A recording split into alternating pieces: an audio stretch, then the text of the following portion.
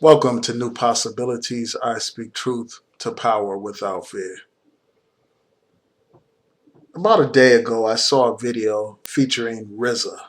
He's a famous hip hop artist. He's a rapper and he's also a producer. He did an interview with Bloomberg. And in that interview, he talked about Black Lives Matter. He talked about police brutality and other related issues. And his comments created a lot of controversy.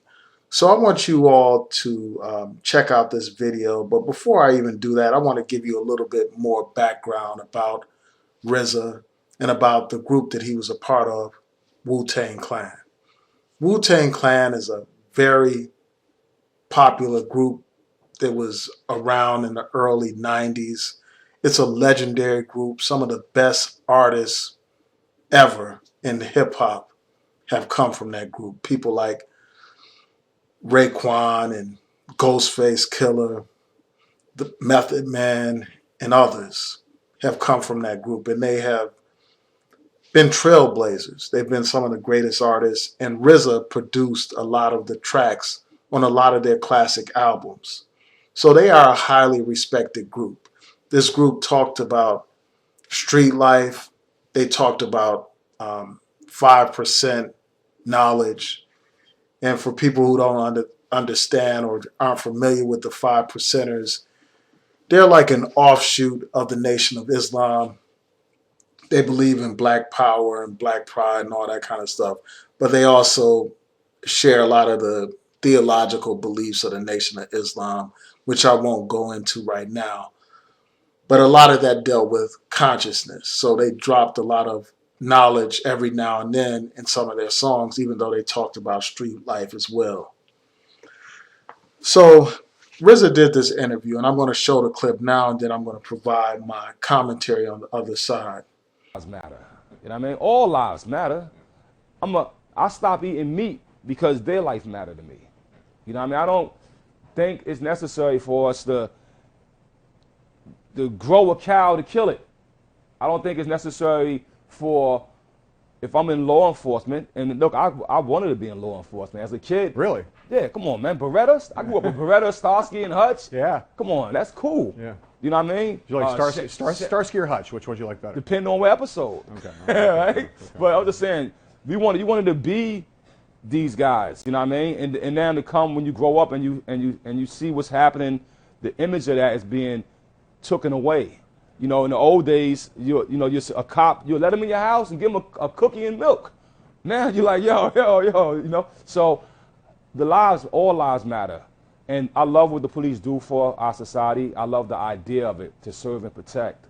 And as long as those who are upholding that idea, then they are beneficiary to society. But for those who would ever lose that focus, you know what I mean? Whether they lose it through fear, through stress, or through not being properly trained, and they are allowed to go in the streets, and how can you enforce law if you don't understand law? Right. But when you think about, some of the brothers who are being brutalized by the police, you know what I mean? You also got to have them take a look in the mirror at the image we portray. Yeah. If you think, if I'm a cop, and every time I see a young black youth, whether I watch them on TV, movies, or just see them hanging out, and they're not looking, properly dressed, properly refined, carrying themselves, conducting themselves the proper hours of the day, things that a man does. You know what I mean? You're going to have a certain kind of fear and stereotype of them.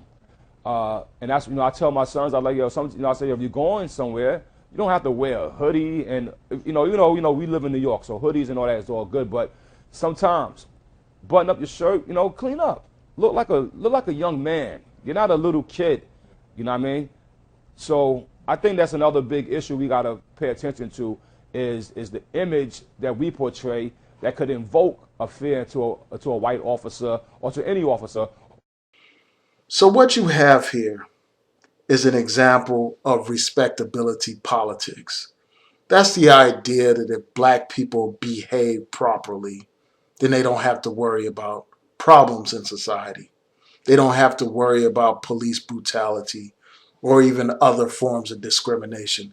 If they just behave and be good little Negroes, if they dress the way the man tells them to dress, if they speak proper English, if they act right, if they assimilate and integrate into society and become the way the white man wants them to become, then they don't have to worry about problems of police brutality. They don't have to worry about being discriminated against. It's this idea that somehow all of the burdens that the black community faces is a result of black pathology, black people not knowing how to behave. That's the core idea behind respectability politics. These type of politics place all the blame and all the responsibility on the individual and on the community. And such politics completely absolve the larger system, the larger society. It absolves police systems. It absolves police departments of police brutality.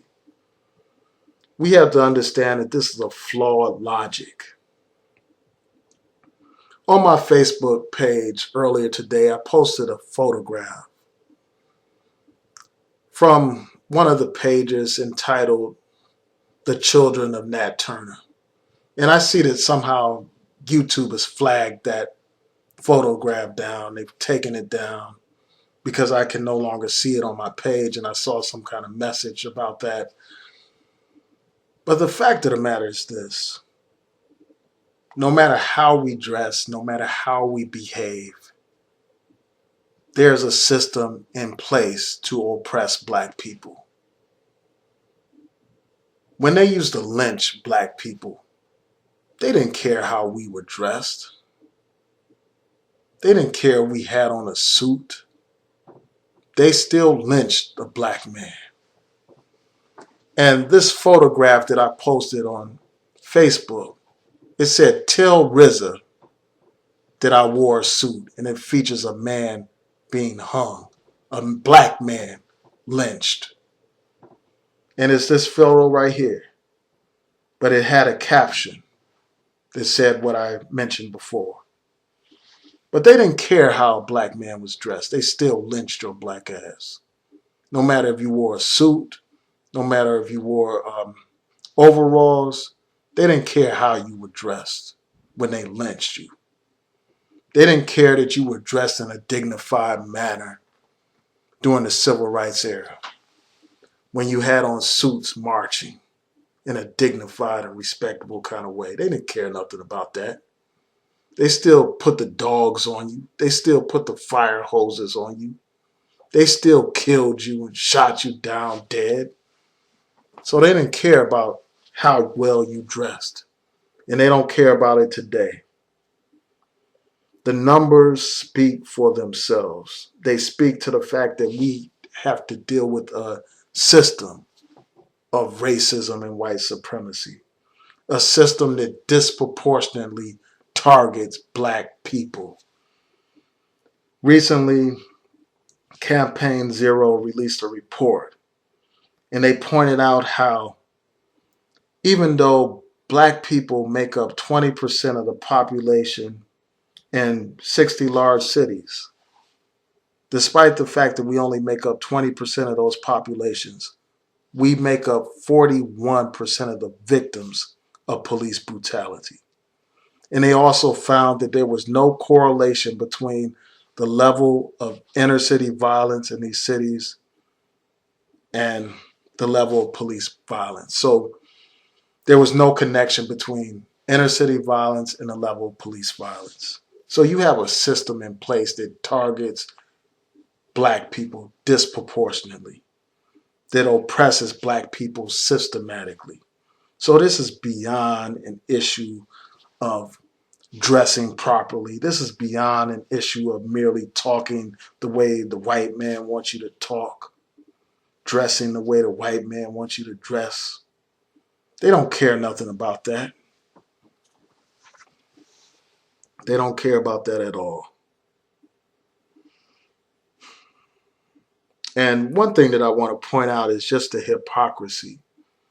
Here you have this rap artist, a man who has participated in a culture that has encouraged black people to dress in a certain kind of way, to dress in the kind of way that he criticized in his interview, to wear hoodies, to wear Timberland boots, to dress up like so-called thugs. And now that this brother is successful in Hollywood and his career and all that kind of stuff, he's gotten all Hollywood and bougie and forgot about what kind of image he put out there, what kind of image he projected as being cool and popular.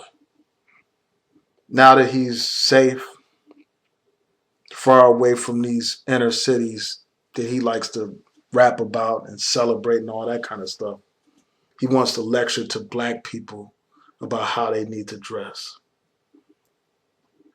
after teaching young people to dress in a certain kind of way, in the very kind of way that he says creates a situation where there's more police brutality against black people. That's hypocrisy. And these police don't care about how black people are dressed. They stop you and harass you if you're in a suit or if you're in hood attire. It doesn't matter. Before I conclude, I just want to point out that despite the things that I said about respectability politics, there are things that we can do to reduce the risk of police violence against us as individuals. And I'm just going to close out by mentioning a couple of these things that we all need to advise our young people about. And as I was growing up as a kid, I was taught how to interact with the police. Because unfortunately, in our communities, the issue of police violence has been prevalent for decades. The whole police system was created to catch runaway slaves. So it's a system that's founded on racism, a system that is founded on maintaining white supremacy and terror over black communities. So early on, we were taught how to deal with the police.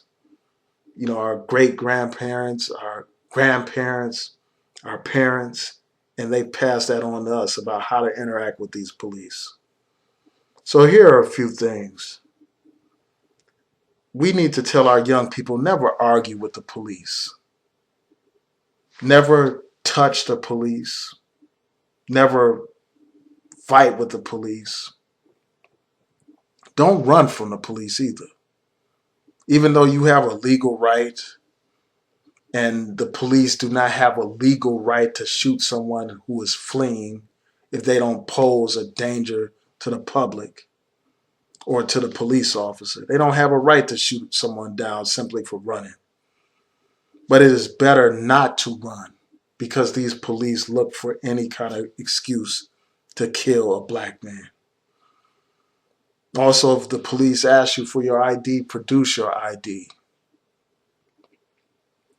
And if possible, you should record your encounters with the police.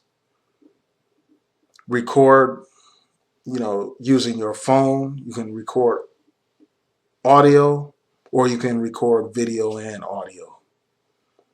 But do it in such a way that it doesn't alarm the police. It doesn't seem like you're pulling out something to attack the police.